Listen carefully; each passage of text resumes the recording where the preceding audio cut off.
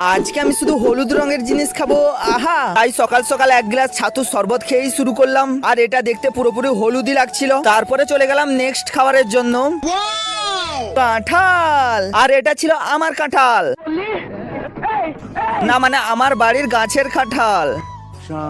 তারপরে কাঁঠালটাও খেয়ে নিলাম। আর বাড়িতে ছিল একটা পেঁপে, সেটাও পেকে পুরো হলুদ হয়ে গেছিল, তাই এটাও খেয়ে নিলাম। অনেক হয়েছে বাড়ির খাবার, এখন বেরিয়ে পড়লাম একটু দোকানের খাবার খেতে। চলে এলাম এই দোকানটাতে, আর এখান থেকে নিয়ে নিলাম একটা লেস প্যাকেট। আর তোমরা জানো লেসটা পুরোপুরি হলুদই হয়, তাই এটাও খেয়ে নিলাম। আর এটা খাওয়া কমপ্লিট করে চলে গেছিলাম আরেকটা দোকান, আর সেখান থেকে নিয়ে নিচ্ছিলাম একটা মামা ভুজি। আর এটা আমি ছোটবেলায় প্রচুর খেতাম, বেশ অনেকদিন পর এটা আবার খেলাম। আর এটাও খাওয়া কমপ্লিট করে একটু ঘুরে ফিরে চলে এলাম বাড়ি। তারপরে চলে এলাম দুপুরের খাবারের জন্য। আর মেনুতে তো অনেক রকমের তরকারি ছিল, কিন্তু আমি খেলাম শুধু হলুদ রঙের তরকারি। বাই দ্য ওয়ে, এখন আমি পেট ভর্তি করে দুপুরের খাবার খাই। আর তোমরা এরকম মিনি ব্লগ দেখতে চ্যানেলটাকে সাবস্ক্রাইব করো। Tata, by.